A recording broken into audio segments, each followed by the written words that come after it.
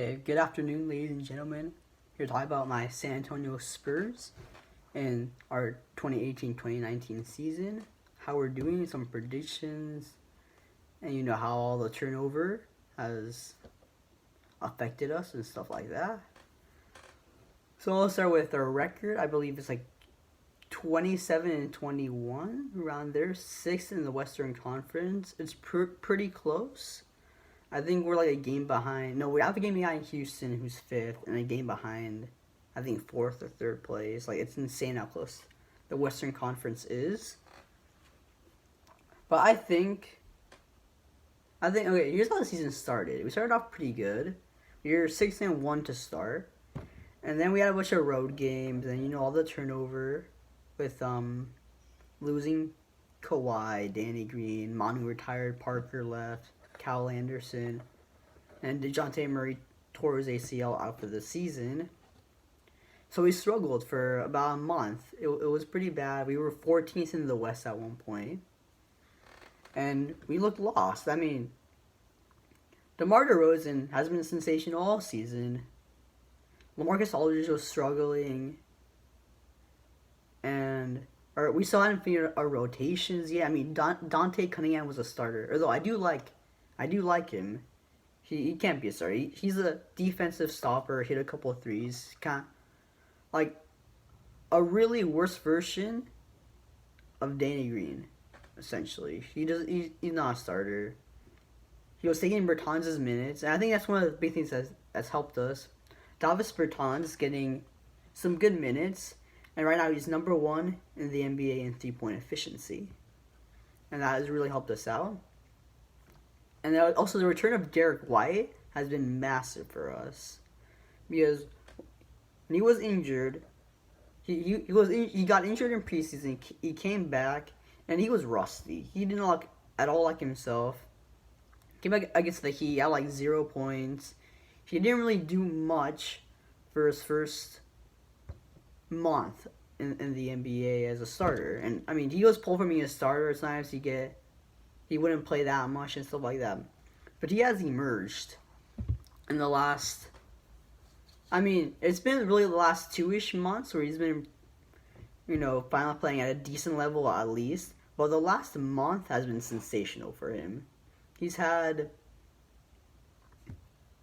defense has been top notch. It's changed everything. He's now our best defender. He's guarded from Kyrie Irving to Westbrook, Kawhi. And he's done a good job. He's done a solid job. And so we put him in the starting lineup. Bryn Forbes is our starting point guard, weirdly enough. Well, he's a shooting guard, really. But he's shorter than White, so he's like a point guard. But he has done a hell of a job, too. He's top 20 in NBA in 3-point efficiency. And I didn't think he'd be this good. He's been solid. Shooting the ball, he hustles, decent distributor.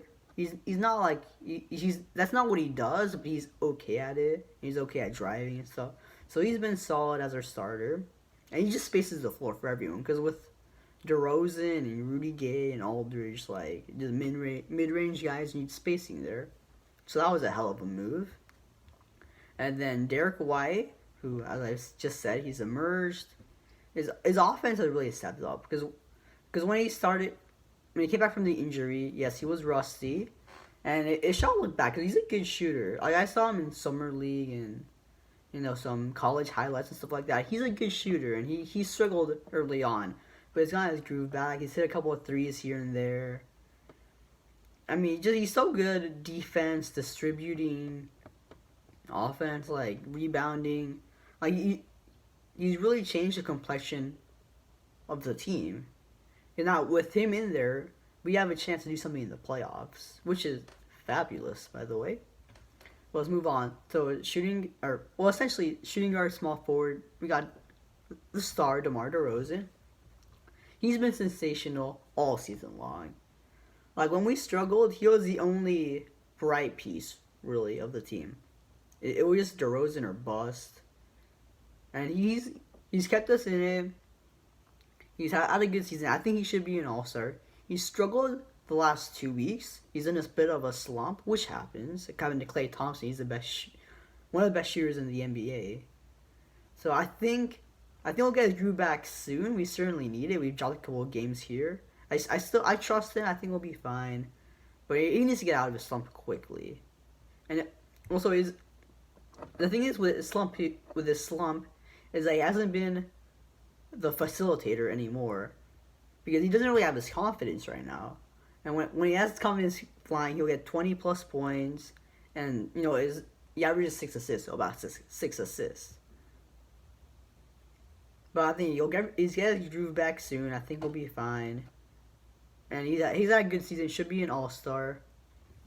So it should be great. And then power forward is Rudy Gay. Honestly, Rudy Gay, he gets a lot of hate. I don't know why. I mean, I know why. But as of recently, he's been massive to this team. Yes, he's injury prone. He'll miss 10 games a year at least, if not more.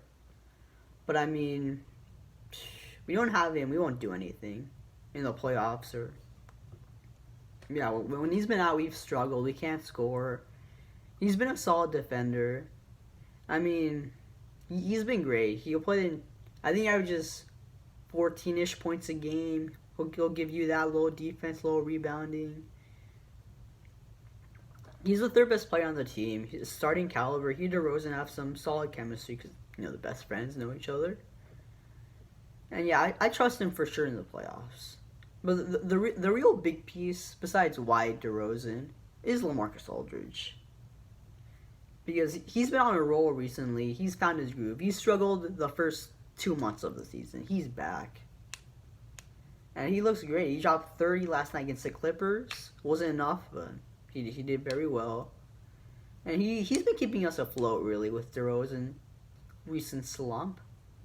I think just keep this going. I mean, you all saw a 56-point night against the Thunder. Mind blown. He was incredible. And yes, he's still going in the playoffs, but I trust him. He's not the best player anymore.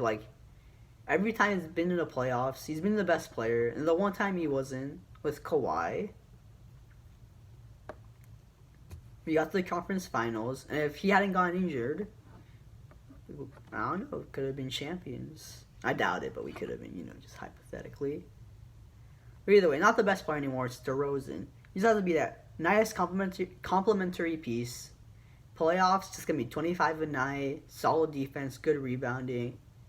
Just show up in the big moments. We should be good. I think we can make a solid run to the conference championships. I don't know if we will. I mean, it still depends on the seedings and all that.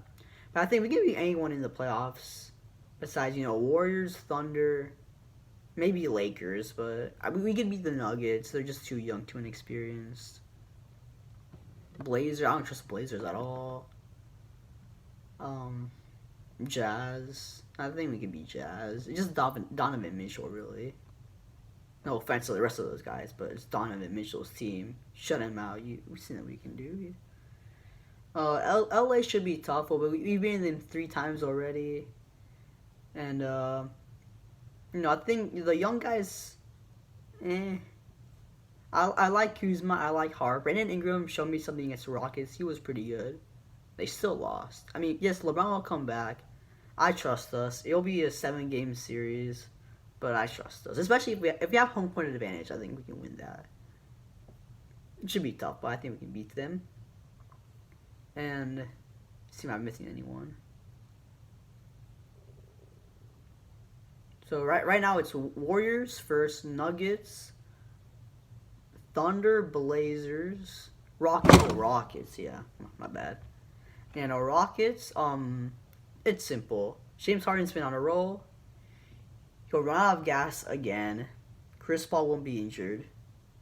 I don't trust them. I think we can beat them, especially with home court advantage. Let's move on. And then, 5th, Rockets. 6th is us. 7th, I think is Jazz. And 8th is Lakers. Yeah, I think so. So, yeah, I think we should do good. But now, we'll see how we do in the playoffs, but I believe in us. I think we can do some damage for sure. we can get out of the first round, that's an accomplishment right there. Especially without our starting point guard, best defender on the team. Solid accomplishment, first year with DeRozan. I'd be good with that. But now for our bench, that has been sensational of late. Offense, phenomenal. Oh, sorry, our point guard is Patty Mills. Obviously, Patty Mills gets a lot of hate. His contracts, I don't like his contract either. It's not great. But he's the leader of our team. He'll hit a couple of threes, brings the hustle. He energizes the team, really. He gets a lot of hate, but he is the guy. I trust him, and he's been there, done that. Patty Mills is my guy, I believe. And Marco Bellinelli, welcome back to the team, ladies and gentlemen. He's first of all, he struggled early, hadn't really gotten his groove, and then he started to keep calm rolling in December with the rest of the Spurs, and now he's on fire. I think his last 2 weeks, like Derek White's, have been sensational. He's averaging like 15 a game, shooting the lights out. He's been hella good. Like, he's back. I trust him with my life. But I think he and Mills are a great complement to each other, great chemistry there. I believe in them. And then we got... Oh, let's talk about Davis Bertans. Davis Bertans is our best bench player. Number 1 in the NBA, 3-point percentage. Energizes the whole team. He's threes. He's ridiculous hitting threes. He can do some other stuff. He's gotten better at rebounding. Still not great, but he's gotten better. His defense, I've always loved his defense. His defense is not bad. Because he's long, he's tall, pretty athletic. He'll go for it. He's no wuss. He's not soft. He'll go for it every time. And he's been sensational. I thought he should have been a starter before Dante Cunningham, and now he's on the bench, which I'm good with that because Derek White has emerged. But Bertans, not a lot of people know him. I hope we can keep him when his contract runs out. But he's made a name for himself in this league. I believe in him. I think he pretty much closes out games most of the time now with his 3-point shooting, his solid defense. I love him. The Latvian laser, what we call him. Latvian sniper, all of that. I love it.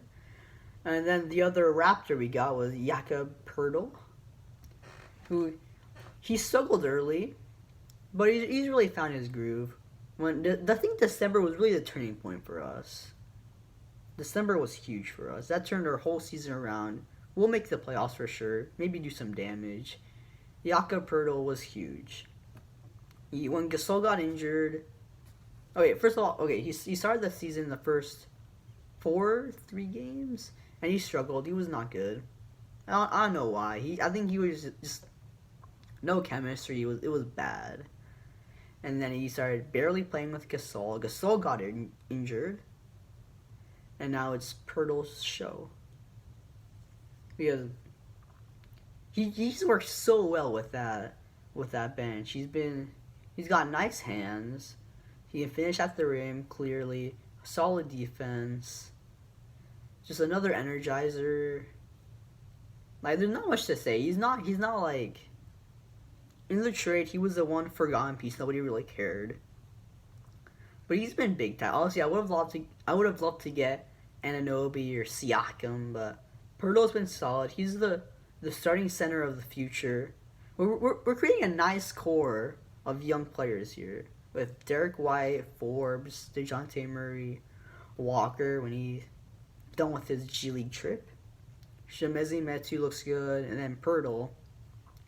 I think 2 years we can legitimately win a championship if those guys make the jump. DeRozan and Aldridge keep on rolling. But we'll see. Anything can happen.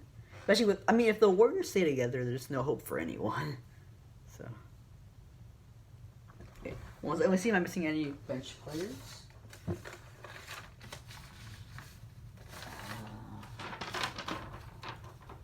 Okay, no, it's not this one.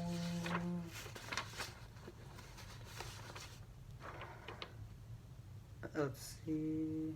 Oh yeah, Gasol. Okay. Well, Gasol is interesting. I still like him. Nice veteran player, nice chemistry. He's been with the team and all that. But yeah, he's old, bad contract. I think I think we should keep him, but we gotta. I don't know. I really like him. He's a good passer, but he's slow. He's old. Like terrible contract. We need to get rid of him somehow. Unfortunately, because I love Powell, but we need to get rid of him. And he's been decent. He started a couple of games here and there. He's been alright. I don't know. We'll see. He's not winning a championship here. Honestly, I love him. He's been great, but sooner or later it's time to move on. Whether it's this year or the next. It's sad. It saddens me. I love him. Gasol, big time player in his prime. One of my favorite players. But it's the end of his career now. He'll retire soon. So, my guy. Now, okay, the end of the bench nobody really cares about is Cunningham and Pondexter. I mean, Cunningham, he brings some nice energy, nice defense, but he doesn't really fit in that rotation. When we need defense, he'll get in there. He might guard LeBron a little and stuff like that. That's all we really use him for. And Pondexter, I think we should probably waive him. I don't. Man, he's just kind of there. He's just the bench warmer. And he's a vet, so he brings a bit of veteran presence and stuff like that with the young guys. But either way, I think once DeRozan gets out of the slump, I think we'll make another nice run. Our schedule is not great, but I trust us. We're good at home. We're getting there on the road, back-to-back road wins. Recently, we play the Pelicans on Friday or Saturday. I don't think Davis is injured for 1 to 2 weeks, so I think he'll miss that game, which should be easy dub. Don't want to jinx it, but should be good. Yeah, I think the main thing for us is we'll make it to the playoffs. I'm certain about that. Unless we collapse, there's an injury, we'll go to the playoffs. And in the playoffs, it's Golden State, OKC, the two teams that really trouble me. And again, well, Houston's in there too, but really, I don't love them, honestly. If Harden, he's been on a roll, but I really don't trust him. We've seen this story before. He does so good in regular season, MVPs, but in the playoffs, he runs out of gas, and Chris Paul will get injured. It happens every year, and it saddens me because they should have won a championship last year if he didn't get injured. They had Golden State, but I don't know. Maybe they'll get lucky and he doesn't get injured or something like that. But I don't see it. I think we can beat them. I mean, the main thing is if Denver stays the number 1 seed, and to be a 4th or 5th seed, that'd be the best situation for us. We'll probably play like Blazers, maybe OKC. Well, actually no, I think OKC will stay 3rd.